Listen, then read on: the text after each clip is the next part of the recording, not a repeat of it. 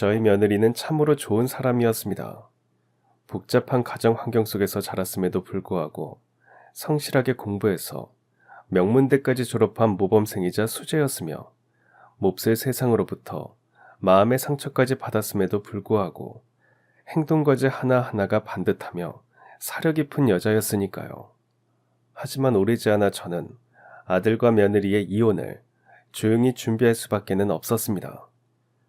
이유는 단 하나, 며느리의 정체가 의심되기 때문이었죠. 다만 그때까지만 해도 며느리의 정체가 의심스러웠을지언정 그 여자의 인두겁 속에 감추어져 있던 정체를 정확하게 알아차릴 수는 없었는데요.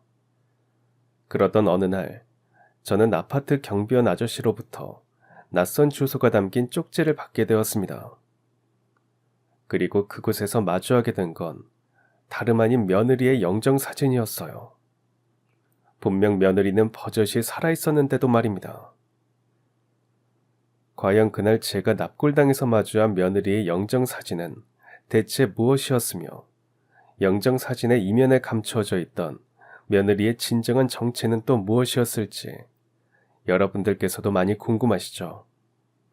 그럼 지금부터 시작될 제 사연을 통해서 며느리의 가면을 벗겨내고 진정한 정체를 밝혀내 보겠습니다.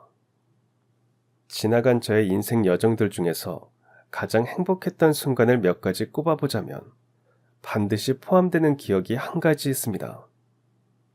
그건 바로 사랑하는 외동아들이 신부감을 처음으로 집으로 데려와서 인사를 시키던 날의 기억이에요. 응애 하면서 태어나던 날이 엊그제 같은데 그 자그마하던 녀석이 훌쩍 어른이 되어서 장가를 가겠다고 신부감을 인사시킨다니 정말이지 너무나도 감개무량한 순간이었습니다. 비단 저뿐만 아니라 이 세상 어머니들이라면 다들 마음이 뭉클하면서도 한편으로는 흐뭇하기 그지없는 순간이었을 테죠. 물론 사람 일이라는 게 살아보아야 아는 것이라고는 하지만 어쨌거나 당시에는 아주 많이 행복했던 건 맞습니다. 더군다나 제 머릿속에 그날의 일이 더 행복했던 기억으로 남아있는 이유는 처음 만난 예비 며느리감이 아들 가진 엄마라면 누구라도 환영할 만큼 아주 반듯한 사람처럼 보였기 때문이었어요. 예비 며느리감은 옷매무새부터가 참으로 단정했고 말도 참 예쁘게 할 줄 아는 사람 같았습니다.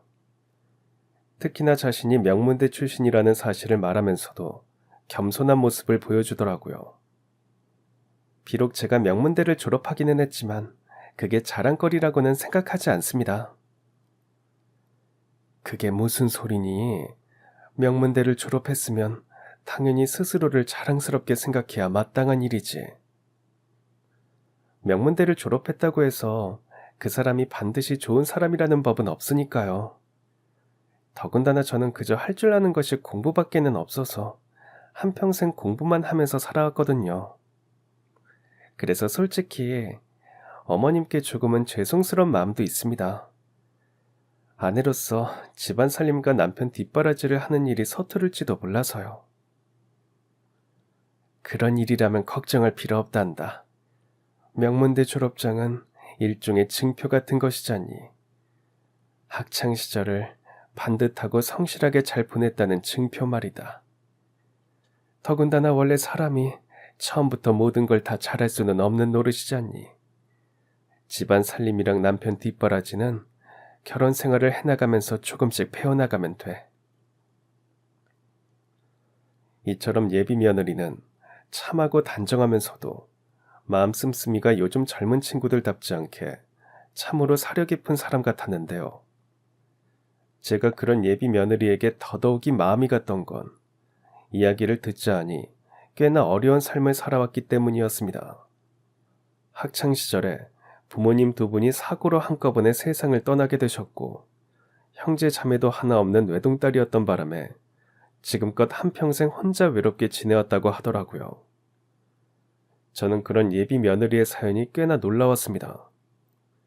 보통 어린 나이에 그런 처지에 놓이게 되면 어린 마음에 방황을 한다거나 심지어는 엇나가 버리는 바람에 올바르지 못한 어른으로 자라나는 경우들이 꽤나 많잖아요. 그런데 저희 며느리감은 전혀 그러지 않았던 거죠. 어린 나이에 혼자가 되어버린 와중에도 전혀 흔들리지 않고 성실하게 학업에 전념해서 명문대를 졸업했다는 사실 하나만으로도 저는 며느리감이 참으로 대단한 사람이라는 생각이 들더라고요.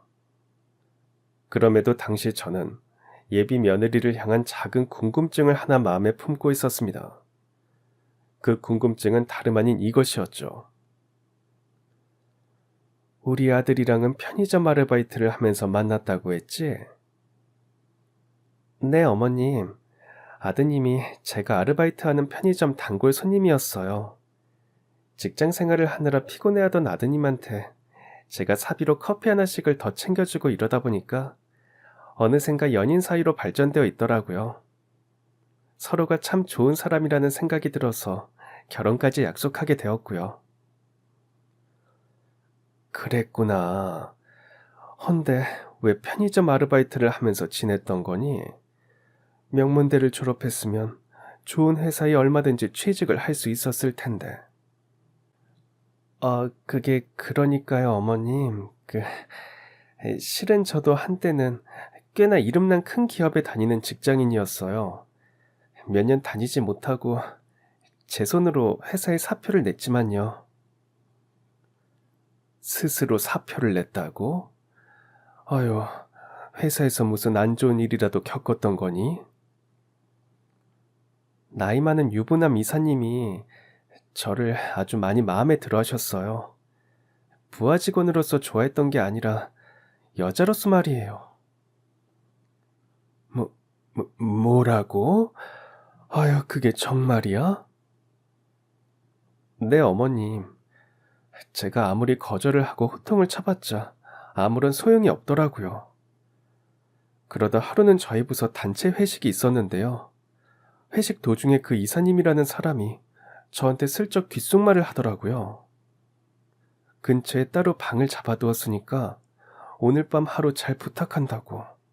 오늘 하루만 자기한테 잘해주면 앞으로 승진은 따놓은 당상이니까 너의 미래를 위해서라도 하룻밤만 눈 딱 감고 자기 시중을 들어달라고. 그걸 거절했더니 바로 이튿날부터 저를 투명인간 취급하면서 괴롭히기 시작했고요. 그런 상황들이 너무 더럽고 치사해서 제 손으로 사표를 내고 회사를 떠나게 되었죠 뭐. 그랬구나. 아휴, 세상 천지에 의지할 가족도 하나 없이 혼자서 얼마나 무서웠을꼬. 여하간 그래서 다시 직장 생활을 해볼 생각은 꿈도 꾸지 못했던 거야?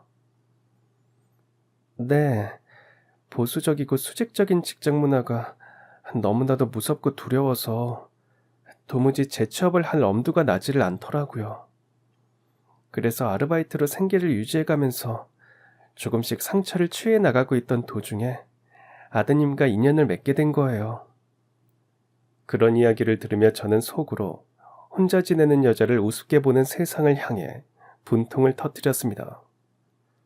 한편으로는 예비 며느리가 너무나도 가엾게 보였어요. 그래서 며느리를 꼭 안아주며 이렇게 약속했죠. 그래, 이제 아무 걱정 말거라. 앞으로 더는 혼자서 두려워할 일은 절대로 없을 거야. 우리 아들이 남편으로서 새아가의 곁을 잘 지켜줄 거고, 이 시애미도 마치 친엄마처럼 우리 새아가의 든든한 방패막이가 되어줄 테니 말이다. 그렇게 저희 아들과 며느리는 행복한 결혼식을 올리고 정식 부부가 되었습니다. 신혼집은 저희 집과 가까운 곳에 차렸어요. 지하철 몇 정거장 정도만 오가면 서로 쉽게 왕래할 수 있을 만치 꽤나 가까운 곳이었죠. 그러는 한편으로 며느리는 전업주부가 되었습니다.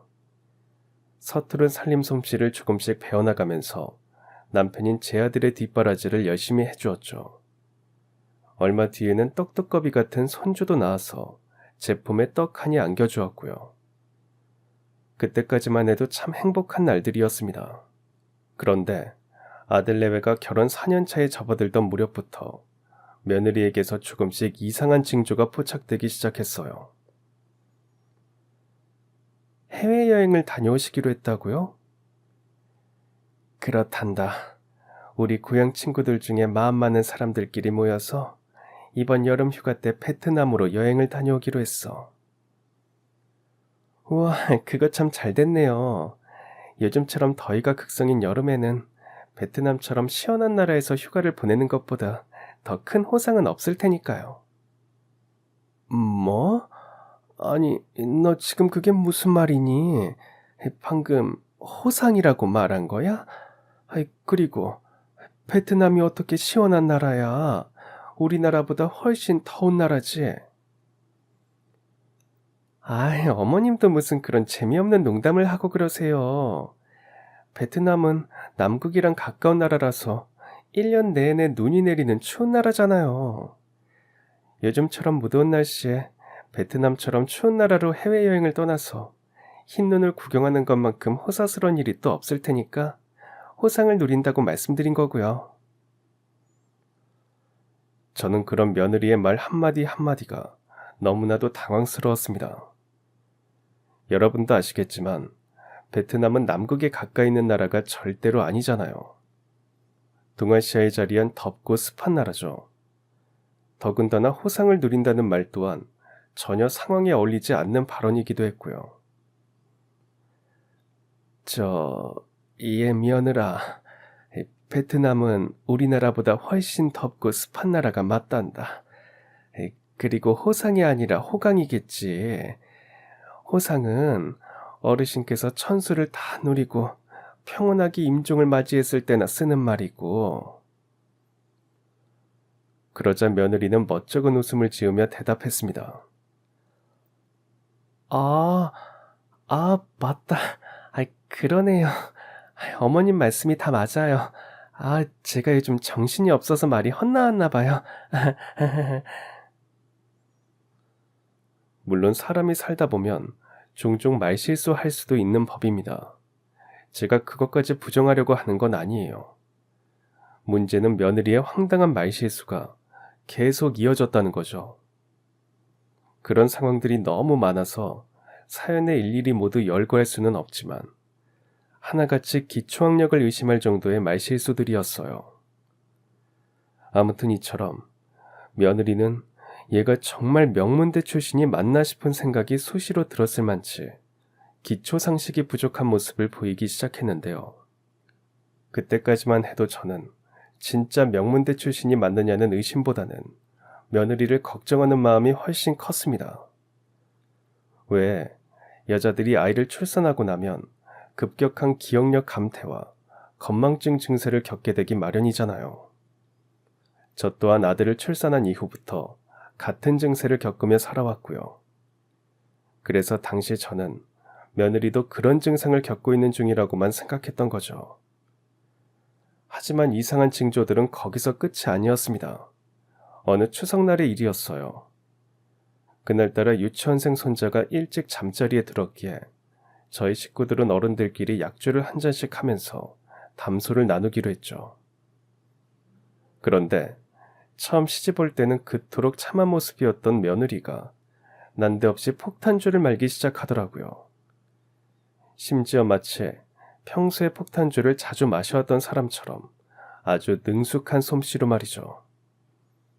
시어머니 입장인 저로서는 무척이나 당황스러운 노릇이었습니다. 얘 며느라, 너 지금 이게 무슨 행동이니? 왜요, 어머니? 폭탄주 싫어하세요? 그래도 한 모금 잡숴보세요. 제가 폭탄주 만드는 선수거든요. 비율 맞춰서 아주 기똥차게 잘 만들었으니까 괜히 사양 말고 우선 맛부터 보셔요. 뭐가 어쩌고 어째? 시어머니 앞에서 난데없이 폭탄주를 말아 제낀 것도 모자라서 폭탄주 만드는 선수라고? 너 지금 그걸 자랑이라고 하는 말이야?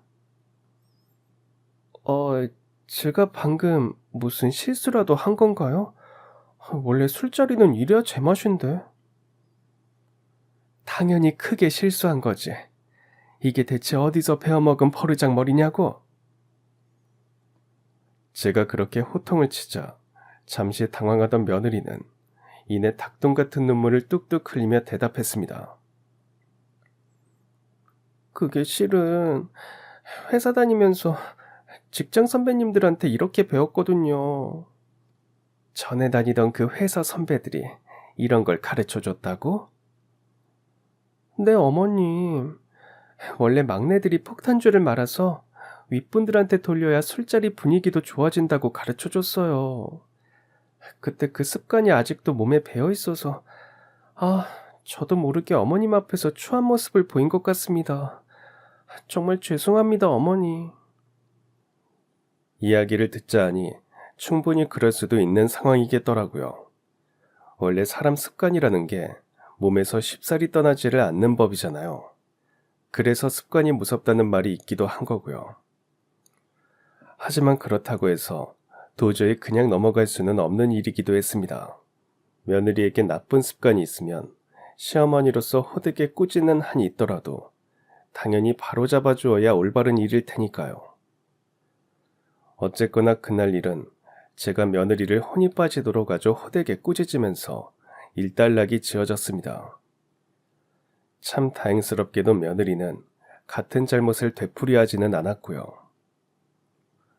그러나 모든 문제가 다 끝난 건 아니더라고요. 얼마 뒤 저희 아들에게서 전화가 한 통 걸려왔습니다. 아주 무거운 목소리로 말이죠. 저기 있잖아요, 엄마.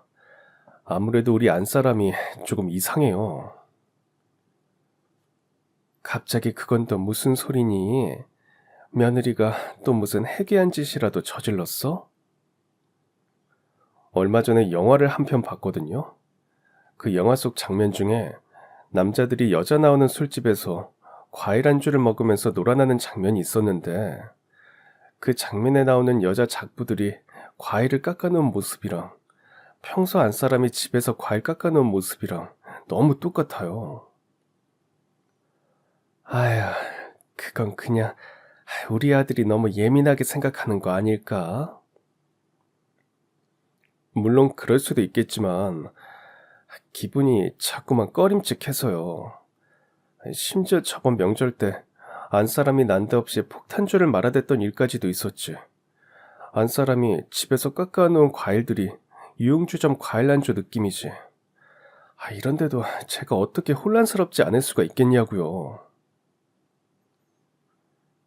물론 그때까지만 해도 단순한 의혹에 불과한 일이었습니다. 명절 때 폭탄주를 말아 제꼈던 일이야 며느리가 직장 생활하면서 술자리 예절을 잘못 배운 탓이라며 해명을 했던 데다가 며느리가 집에서 깎아놓은 과일들이 유흥주점 과일 안주 느낌이라는 이야기는 더더욱이 명확하지 않은 의혹에 불과한 것이었어요. 제 아들은 단지 영화 속 유흥주점 장면만 보고서는 그런 추측을 하게 되었을 뿐 직접 유흥주점에 가서 작부들이 깎아주는 과일 안주를 눈으로 확인한 것까지는 아니었으니까요. 그러나 며느리랑 한 지붕 아래에서 서로 살을 부대끼고 살아가는 저희 아들의 생각은 조금 많이 달랐습니다. 우리 안사람이 요즘 어떻게 생활하고 있는지 어머니가 직접 보시면 단순한 의혹이라는 말씀은 절대로 못하실걸요? 며느리가 요즘 대체 어떻게 지내고 있길래? 아들이 유치원에 입학하고 나서부터 계속 집 밖으로 나돌아다녀요. 점심나절이 다 지나서야 느지막이 잠에서 깨가지고서는 곧장 얼굴에 온갖 화장을 다 떡칠하고 외출을 나가서 자정 무렵에서야 돌아오기 일쑤거든요. 그게 정말이야? 그럼 집안 살림이랑 우리 손주 뒷바라지는 대체 누가 하는 거니? 밥은 제대로 얻어먹고 다니는 거야? 밥이 다 뭐겠어요. 집안 살림이 아주 손 놓아버렸는데. 아들 유치원도 제가 출근길에 데려다주고 하원은 유치원 선생님한테 다 떠넘겨버린 모양이더라고요. 어쩌면 그 사람이 이제서야 본색을 드러내는 걸지도 모르겠어요. 그동안 날라리 기질을 꾹 참고 지내다가 아들이 유치원생쯤 되었으니 쉽게 이혼당할 일 같은 건 없다는 생각으로 마침내 본색을 드러냈다는 것 말고는 지금 이런 상황이 설명이 되지 않으니까요. 그런 아들의 말을 들은 저는 바로 이튿날에 두 사람의 신혼집을 찾아갔습니다. 그랬더니 글쎄 집안 꼴이 정말 이제 개판이더라고요. 돼지우리도 그런 돼지우리가 따로 없을 지경이었습니다. 이에 저는 하는 수 없이 직접 밀린 집안 살림살이를 정리하는 한편으로 며느리에게 전화를 걸었는데요. 며느리는 전화를 받지 않았습니다. 이쯤 되면 거의 막 나가자는 선전포고나 다름이 없는 상황이었죠. 바로 그때였습니다. 경비원 아저씨가 저희 손자를 집으로 데리고 왔는데요. 손자가 경비원 아저씨의 손을 꼭 잡은 채로 엉엉 울고 있더라고요. 저는 경비원 아저씨에게 급히 자초지종을 물어보았죠. 이게 대체 무슨 일인가요? 저희 손주에게 무슨 안 좋은 일이라도 생긴 건가요? 그게 실은, 이 어린 녀석이 혼자 유치원 버스에서 내려가지고 집으로 걸어오던 도중에 교통사고가 날 뻔했어요. 그제서야 경비원 아저씨가 한쪽 다리를 절뚝이는 모습이 제 눈에 들어왔습니다. 그럼 혹시 아저씨께서 저희 손주를 구해주시려다가 한쪽 다리를 다치신 건가요? 그렇긴 했습니다만 별일 아닙니다. 저는 그저 당연한 일을 했을 뿐이니까요. 이 어린 녀석이 사고를 당하도록 가만히 내버려 두는 건 어른된 도리가 아니잖아요. 그날 저는 경비원 아저씨의 손을 꼭 부여잡으며 감사하다는 인사를 수십 번도 넘게 드렸습니다. 그러는 한편으로 며느리에 대한 분노가 치솟았어요. 제가 분명 손자가 교통사고를 당할 뻔했다는 문자 메시지를 보냈음에도 며느리는 답장 한 통, 전화 한 통이 없었으니까요. 물론 제 아들이라고 그 몰지각한 며느리를 가만히 내버려뒀던 건 아니었습니다. 손자가 교통사고를 당할 뻔했던 바로 그날에 역시나 자정무렵이 되어서야 술에 쪄들은 채로 집으로 돌아온 며느리에게 저희 아들이 직접 불같이 화를 냈거든요. 자꾸 이런 식으로 행동하면 아들을 위해서라도 이혼하는 수밖에 없다면서 말이에요. 하지만 며느리의 정신머리는 좀처럼 고쳐지지가 않았고 아들은 거의 매일같이 저에게 전화를 해서 하소연을 하기 시작했어요. 그 하소연 중에는 이런 소식도 끼어 있었죠. 죄송하지만 그 사람이랑은 이쯤에서 이혼을 해야 할 것 같아요. 매일 밤늦게까지 술에 빠져서 나다니는 것도 모자라서 애엄마라는 사람이 몰래 담배까지 피우고 돌아다니는 것 같더라고요. 그게 무슨 소리야? 하다 이제는 담배까지 피우고 돌아다닌다고? 네, 확실해요. 잠깐 뭘 찾은 게 있어서 안방 서랍장을 열어봤더니 서랍장 안에서 담배랑 라이터가 나왔거든요. 아휴, 그래 알았다.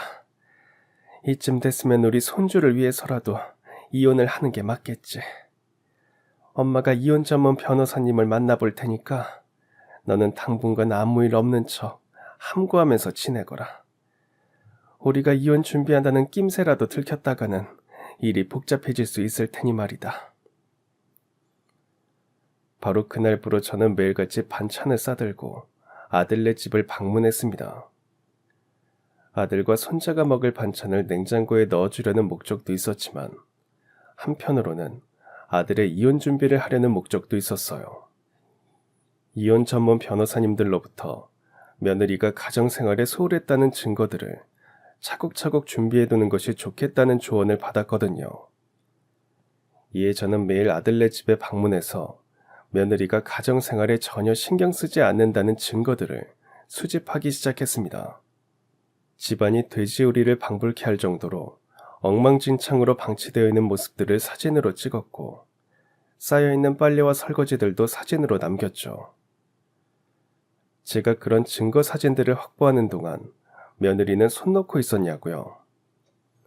제가 사진을 찍지 못하도록 제지하거나 낌새를 채고 집안 정리를 싹 해놓지는 않았느냐고요.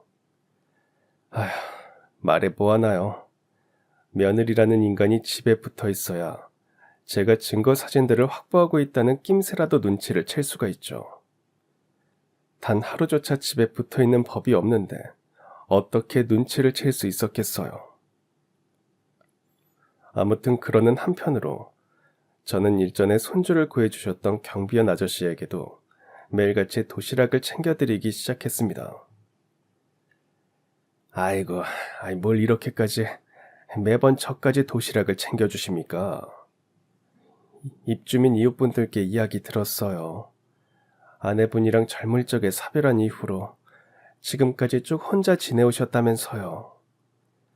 도시락 챙겨줄 가족도 전혀 없으셔서 지금껏 매 끼니마다 빵으로 식사를 때우셨다는 얘기도 들었고요.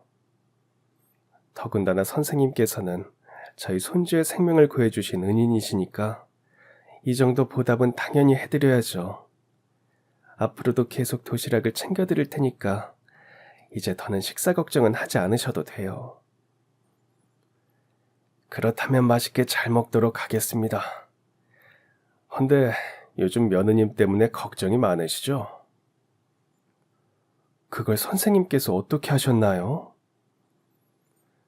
원래 아파트 관리실 직원으로 일하거나 경비원으로 일하다 보면 이런저런 가정사들을 훤히 알게 되는 법이거든요. 그래서 말씀인데 나중에라도 제 도움이 필요한 일이 생기면 언제든 말씀하십시오. 도시락 얻어먹은 보답을 제대로 해드리겠습니다. 다만 그때까지만 해도 저는 경비원 아저씨께서 예의상 그런 말씀을 하셨던 거라고만 생각했습니다. 남의 집 가정사에 끼어드는 건 절대로 쉬운 일은 아닐 테니까요. 그러던 어느 날의 일이었습니다.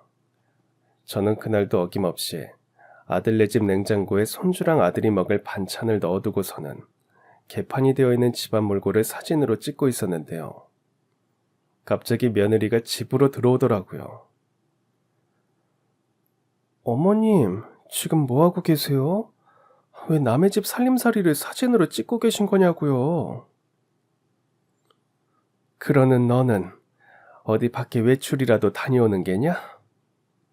외출 나가는 길에 지갑을 두고 갔길래 가지러 온 참이에요. 저는 대답했으니까 어머님도 제 질문에 대답이나 하시죠. 저희 집에서 대체 뭘 하고 계셨느냐고요? 너 하고 사는 꼴이 너무 기도 안 차길래 사진 몇 장 찍어봤어. 그리고 여기가 어떻게 남의 집이니? 너희 신혼집이기는 하지만 내가 마련해준 집이야. 명의도 아직은 내 앞으로 되어 있고. 아무리 그래도 이러는 건 아니죠. 아들 장가 보내고 분가까지 시키셨으면 엄연히 남의 가정이에요. 남의 가정 살림살이에 감나라 배나라 하는 건 분명한 간섭이고요. 그거야 집안 살림이 제대로 돌아가고 있는데도 시어머니가 이래라 저래라 하고 나설 때의 이야기지. 지금처럼 개판으로 해놓고 사는 걸 가만히 지켜보고 있을 부모가 세상에 어디 있겠어. 더군다나 난 지금 이 집에 무단으로 들어와 있는 것도 아니야. 우리 아들이 아들 먹일 반찬이 없으니까 반찬 좀 해서 냉장고에 넣어달라고 부탁을 하길래 찾아왔을 뿐이라고. 아, 그러셨어요? 그럼 어머님이랑 입씨름을 하고 있을 게 아니라 어머님 네 아들을 쥐잡듯 잡으면 모든 문제가 해결되겠네요? 어휴, 너 지금 그게 시어머니 앞에서 할 소리니? 처음에는 참했던 사람이 어찌 이렇게 악독하게 돌변했을꼬. 제 인생 제가 알아서 살겠다는데 어머님이 대체 무슨 상관이세요? 됐고, 시끄러우니까 얼른 나가주세요. 아무리 이 집이 어머님 명의로 되어 있다고 쳐도 엄연히 제가 지내는 제 집이니까요. 이에 저는 온갖 큰 소리를 쏟아붓고 싶은 심정을 꾹 억누른 채로 아들네 집을 나섰습니다. 어차피 조만간 이혼 절차를 시작할 예정이니만큼 그 몹쓸 여자랑 굳이 제가 직접 싸울 필요는 없었으니까요. 그런데 제가 어디 두고 보자는 심정으로 아파트 단지를 막 떠나려던 참이었습니다. 일전에 그 경비원 아저씨께서 저에게 조용히 다가오시더라고요. 아이고, 며느님이랑 크게 다투신 모양이죠. 사모님께서 며느님이랑 다투는 목소리가 아파트 단지에 쩌렁쩌렁 울리던데. 아유, 죄송합니다. 제가 이웃분들께 큰 민폐를 끼친 모양이네요. 아유, 괜찮습니다. 며느리가 몹쓸 짓거리를 하면 시부모로서 당연히 꾸지람도 내릴 수 있는 거죠 뭐. 단순히 꾸지람으로 해결될 상황이 아닌 것 같아서 문제지만. 그렇게 말씀하신 경비원 아저씨께서는 잠시 주변을 둘러보시더니 근처에 아무도 없다는 것을 확인하고 나서야 왼 쪽지 한 장을 저에게 은밀하게 쥐어주셨습니다. 그 쪽지에는 마침 그 무렵 새로 도입되기 시작한 도로명 주소가 적혀 있더라고요. 이게 무슨 주소인가요? 호실까지 적혀 있는 걸 보면 오피스텔이나 공동 사무실 주소인 것 같은데. 지금 당장 그 주소가 가리키고 있는 곳으로 가보십시오. 그곳으로 가셔서 김나경이라는 사람을 찾으시면 됩니다. 그분이 누군데요? 혹시 이혼 전문 변호사님이나 이혼 전문 상담사님 성함인가요? 자세한 얘기는 그곳에 다녀오신 다음에 다시 나누는 걸로 하시죠. 그곳으로 가면 사모님과 아드님께 큰 힘이 될 무언가를 반드시 발견하실 수 있을 테니까 믿져야 본전인 셈 치고 얼른 다녀오세요. 이에 저는 별다른 의심 없이 경비원 아저씨께서 알려주신 곳을 향해 출발했습니다. 쪽지에 적혀있는 도로명 주소에 호실까지 적혀있는 것으로 보아서는 이혼 전문가 분들께서 근무하는 오피스텔이거나 공동사무실이라는 생각이 들었으니까요. 그런데 주소지에 도착한 저는 그야말로 기겁을 하고야 말았습니다. 그곳은 다름 아닌 납골당이었거든요. 참으로 경악스러운 상황은 거기서 끝이 아니었습니다. 쪽지에 적혀있는 납골당 호실을 찾아간 저는 김나경이라는 이름을 가진 사람의 영정사진과 마주 서게 되었는데요. 김나경이라는 사람의 영정사진 속 얼굴이 몹쓸 며느리랑 똑같더라고요. 단순히 닮은 정도가 아니라 거의 빼다 박았을 지경이었습니다. 더더욱이 놀라웠던 건 납골함에 기재되어 있는 그 여인의 인적사항이었어요. 비록 이름은 제 며느리와는 다른 김나경이었지만 생년월일이 며느리랑 똑같았거든요. 멀쩡히 살아있는 며느리와 똑같은 얼굴과 똑같은 생년월일의 영정사진을 마주한 난데없는 상황. 그로 인해 크나큰 혼란에 빠져든 저는 모든 진상을 알아내기 위해 곧장 경비원 아저씨에게 되돌아갔는데요. 경비원 아저씨께서는 퇴근 시간까지 미루어 놓은 채로 저를 기다리고 계시더라고요. 이게 대체 무슨 상황이죠? 그 납골당으로 저를 보내신 이유가 대체 뭔가요? 영정사진에 있던 저희 며느리랑 똑같이 생긴 여자는 대체 누구고요?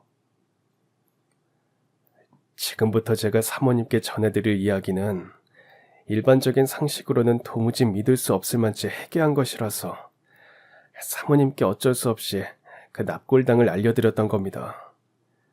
납골당에서 그 영정사진을 직접 확인하셔야 제 말을 조금이라도 믿게 되실 수 있을 테니까요. 대체 무슨 심각한 사연이길래 그렇게까지...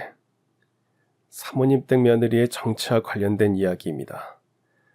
젊을 적 저는 어느 아파트 단지의 관리실에서 근무하고 있었고 그 아파트 단지에는 쌍둥이 자매가 하나 살고 있었습니다. 언니의 이름은 김수지였고 동생의 이름은 김나경이었죠.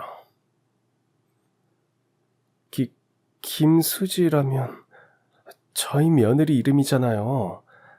그럼 저희 며느리에게 세상을 떠난 쌍둥이 여동생이 하나 있었다는 건가요? 아니요. 오히려 그 정반대입니다. 사모님 댁 며느리에게는 일찍 세상을 떠난 쌍둥이 언니가 있을 뿐이죠. 그날 제가 경비원 아저씨로부터 전해들은 충격적인 이야기를 밝히기에 앞서서 애청자 여러분들의 혼선을 막기 위해 한 가지를 단단히 설명드리고자 합니다. 쌍둥이 언니의 이름이 김수지였고요. 동생의 이름이 김나경이었어요. 제 며느리의 이름은 쌍둥이 언니와 똑같은 김수지고요.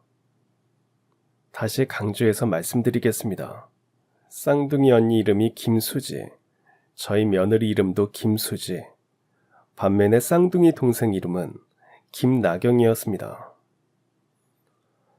자, 그럼 지금부터 그 충격적인 이야기를 시작해보자면 어느 아파트 단지에서 지내던 김수지, 김나경 쌍둥이 자매는 얼굴, 키, 목소리, 심지어 걸음걸이까지 아주 완벽히 똑같은 사람이었다고 해요. 낳아주신 부모님께서도 두 딸을 수시로 헷갈릴 정도로 외형적으로는 구분이 사실상 불가능할 정도였죠. 그러는 한편으로 쌍둥이네 자매네 가정은 꽤나 행복했다고 합니다. 부모님께서 아주 좋은 분들이셨거든요. 모든 문제는 쌍둥이 자매가 학창시절을 보내던 도중 부모님께서 불의의 교통사고로 한날 한시에 세상을 떠나게 되면서부터 시작이 되었죠.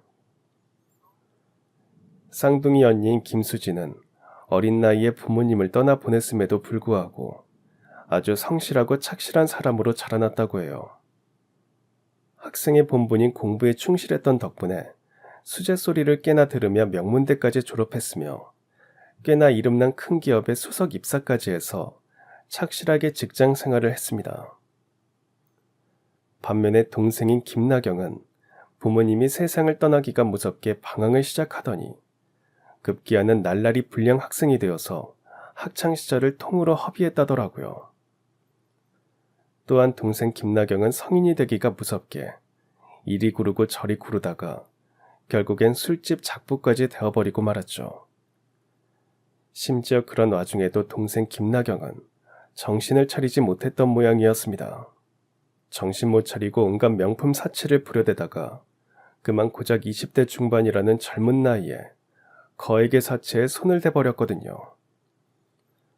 당시 그녀의 사채빚은 원금을 갚기는커녕 웬만해서는 이자조차 감당하기 어려울 정도로 어마어마했다고 합니다. 대체 사채빚이 얼마나 많았길래 관리실 직원이었던 선생님께서 그런 이야기를 모두 알고 계시는 건가요? 정확한 액수는 알 수는 없지만 얼마나 심각한 정도였는지는 충분히 짐작할 수 있었습니다. 이자를 매달 밀리는 바람에 사채업자들이 아파트 단지로 쳐들어와서 수시로 행패를 부렸을 정도였거든요. 이러다 조만간 송장 치르는 일이 생기는 건 아닐까 싶을 정도로 행패가 아주 심각했었어요. 그렇군요. 그럼 그 행패 때문에 쌍둥이 동생인 김나경이라는 사람이 결국 세상을 떠나게 된 건가요? 사채업자들 때문은 아니었지만 그 집에 갑작스런 초상이 생긴 건 맞아요. 사인은 심장마비였습니다. 그때 심장마비로 인해 공식적으로 세상을 떠난 사람은 쌍둥이 자매들 중 동생인 김나경이라고 합니다. 당시 쌍둥이 자매는 집에 단둘이 머무르고 있었는데요. 동생이 갑자기 심장마비를 일으키는 바람에 그 자리에서 세상을 떠나게 되어버렸던 거죠. 이에 언니인 김수지는 즉시 119에 동생이 심장마비를 일으켰다고 신고를 했고 병원으로 옮겨진 동생 김나경은 심장마비라는 사인이 워낙에 명백해서 별다른 사건 조사 없이 장례를 치르고 납골당에 안치가 되었다고 해요. 그런 이야기를 듣던 저는 문득 이런 의문이 생겼습니다. 조금 전에 공식적으로 세상을 떠난 사람이 쌍둥이 여동생이라고 하셨죠? 근데 왜 하필 공식적이라는 말을 덧붙이신 건가요? 무슨 사건이 비공식적으로 또 하나 있었던 건가요? 맞습니다. 제가 봤을 때 그날 심장마비로 세상을 떠난 사람은 여동생 김나경이 아니라 언니인 김수지 씨였거든요. 그게 무슨 말씀이세요? 고인의 신분이 뒤바뀌었다는 건가요? 아무래도 그런 것 같습니다. 아니, 정황상 확실해요. 경비원 아저씨의 추정은 이러했습니다. 사실 그때 심장마비로 세상을 떠난 사람은 동생이 아니라 언니였던 것 같다고 해요. 언니가 심장마비로 세상을 떠나게 되자 동생이 마치 자기가 언니인 척 119에 전화를 해서 또 마치 자기가 언니인 척 동생이 세상을 떠났다고 천연덕스럽게 신고를 했던 거죠. 이후 장례 절차를 마친 뒤에 납골함에 안치될 사람 또한 동생이 아니라 사망한 언니인 김수지였던 것이었어요. 사망 신고가 동생 명의로 올려져 있었기에 납골함에 동생인 김나경의 이름이 새겨져 있었을 뿐이었고요. 그럼 혹시 그 납골당이 제가 오늘 다녀왔던 바로 그곳이었던 건가요? 정확합니다.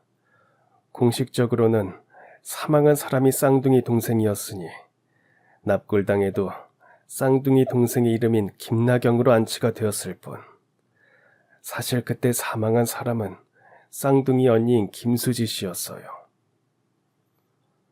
그렇다는 건 쌍둥이 여동생이 의도적으로 자신이 사망한 것으로 위장을 했고, 이후로는 언니인 김수지의 신분을 도용해서 지금껏 살아가고 있다는 건가요?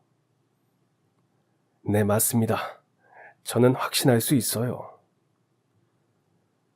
경비원 아저씨께서 그런 확신을 할 수 있었던 건 장례식을 마치고 돌아온 언니의 모습에서 크나큰 위화감을 느꼈기 때문이었습니다. 당시 언니의 품에는 여동생이 키우던 강아지가 안겨 있었는데요. 그 강아지는 평소 성격이 워낙 극성맞기로 동네에서 아주 유명했다고 해요. 주인인 동생의 품에서만 얌전히 안겨 있을 뿐 쌍둥이 언니에게조차 쓰다듬는 것도 허락하지 않았거든요. 더군다나 쌍둥이의 외모가 제 아무리 눈으로 구별하기 어려울 만치 똑같다고 한들 강아지들은 사람의 체취를 통해서 주인을 충분히 구별할 수 있을 테고요. 즉 이를 통해서 경비원 아저씨는 확신할 수 있었습니다. 사실 사망한 사람은 언니인 김수지였는데 동생인 김나경이 살아있는 본인과 세상 떠난 언니의 신분을 바꿔치기 했던 거죠. 더욱이 동생에게는 자신이 세상을 떠난 것처럼 위조하고 장차 언니의 신분과 이름으로 살아가고 싶었을 만한 동기도 아주 확실한 편이었어요. 언니의 신분과 이름으로 살아가게 되면 그 어마어마한 사채빚을 갚지 않아도 되고 사채업자들의 행패로부터 자유로워질 수도 있을 테니까요. 아무튼 중요한 건 바로 이 부분이었습니다. 그럼 혹시 그때 그 쌍둥이 여동생이 저희 며느리라는 말씀이신 건가요? 그런 것으로 보입니다. 날라리 여동생 김나경이가 자기 언니랑 신분을 바꿔치기 해서 지금껏 김수지라는 이름으로 살아왔고, 급기야는 언니의 이름 그대로 사모님 댁 아들이랑 결혼식까지 올린 것 같아요. 어쩐지 그동안 며느리가 참 이상하더라니.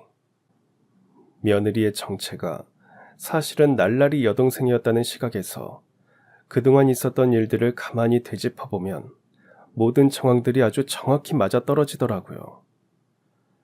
학창시절 내내 공부는 하나도 안 하고 날라리로 보냈으니 당연히 기초상식이 부족했을 테고, 술집 작부로 일을 했었으니 시댁에서 폭탄주를 말았던 것이었겠죠. 과일 또한 술집에서 깎던 방식 그대로 깎았을 테고요.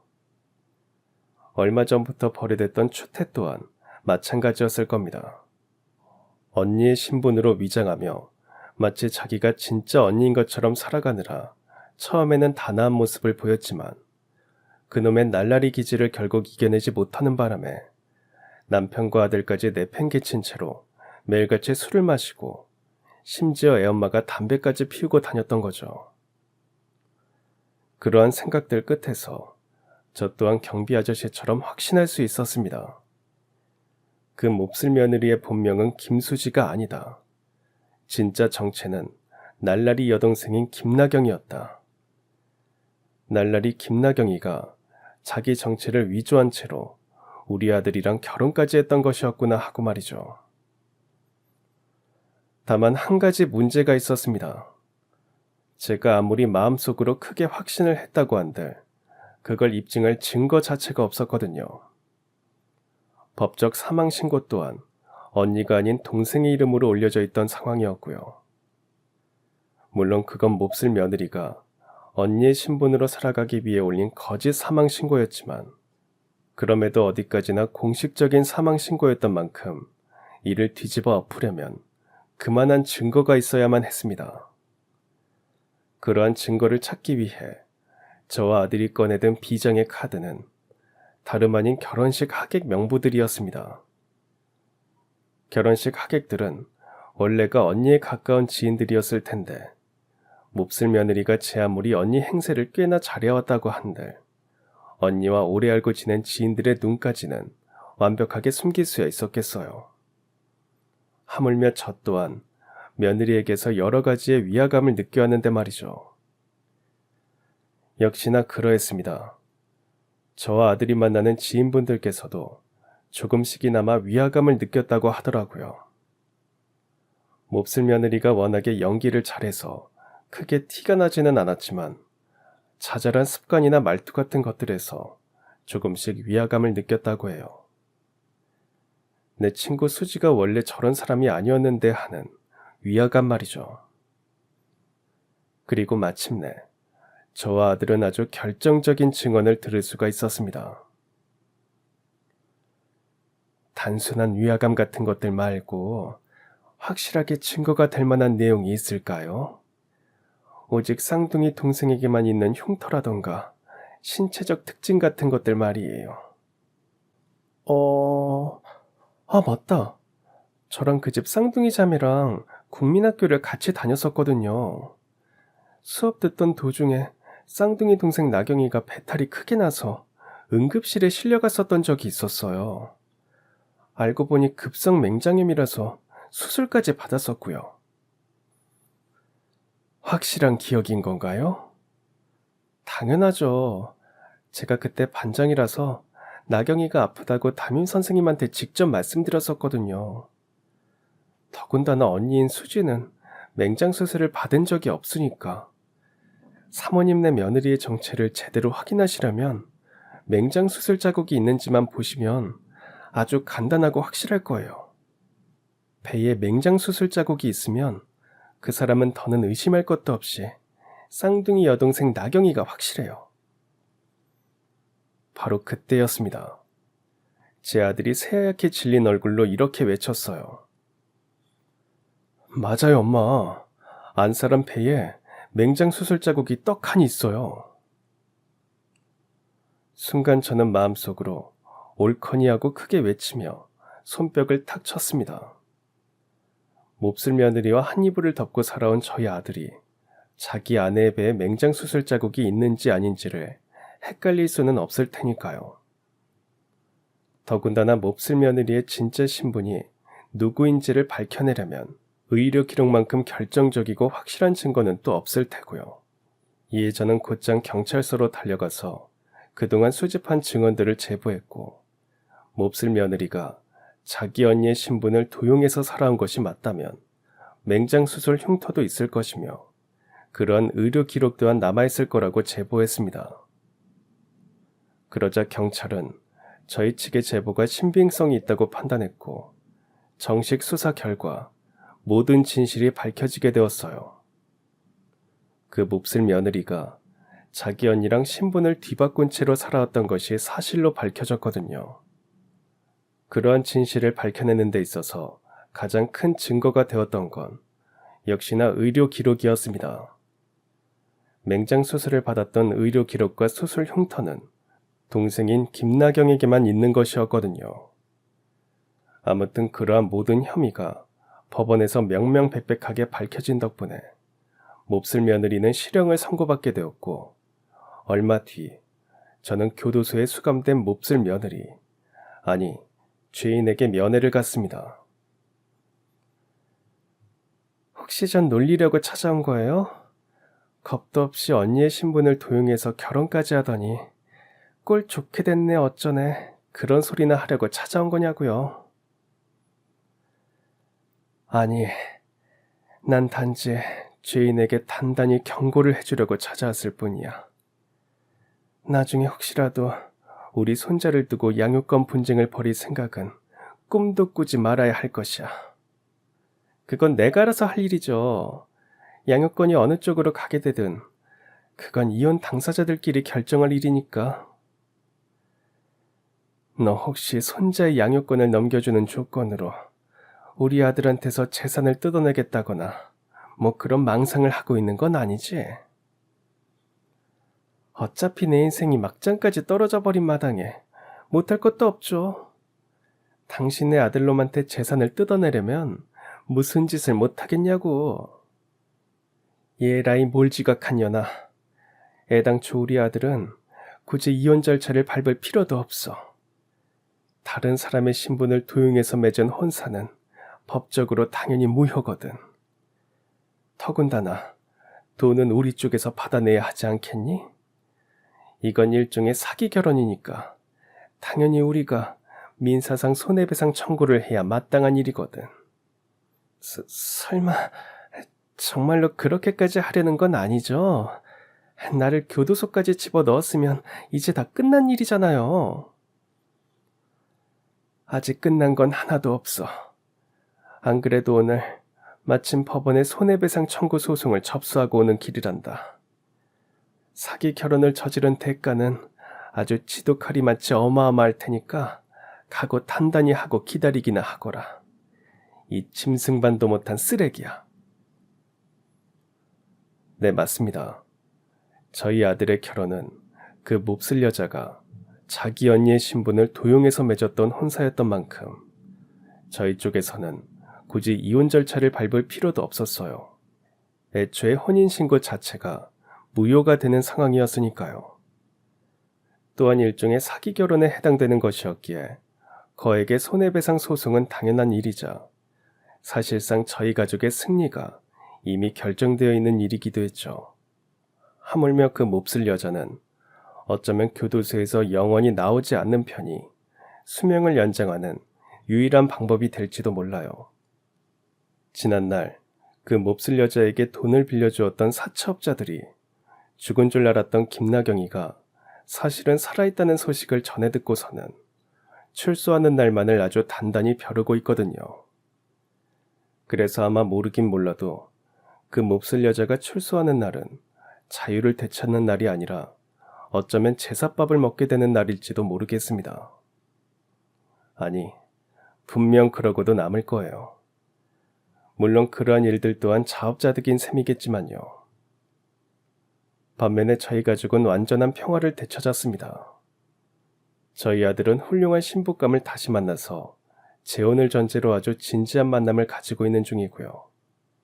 손자는 할머니인 저희 곁에 머물면서 아주 씩씩하고 건강하게 잘 자라고 있어요.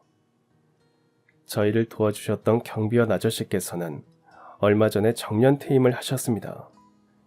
이에 저희 식구들은 경비원 아저씨에게 멋진 정장 한 벌과 좋은 구두 한 켤레, 그리고 중절모자 하나를 선물해드렸어요. 정년 퇴임 이후에 맞이할 인생의 황혼기를 아주 멋들어지게 살아가시기를 기원하는 의미에서 준비한 선물이었죠. 물론 저는 앞으로도 경비원 아저씨의 반찬을 책임질 예정입니다. 그분은 저희 가족에게 둘도 없는 은인이시니까요. 제 사연은 여기까지입니다. 들어주셔서 감사합니다. 그럼 지금까지 사연 들어주셔서 감사합니다. 사연이 재밌으셨다면 구독과 좋아요 부탁드려요. 감사합니다. 안녕히 계세요.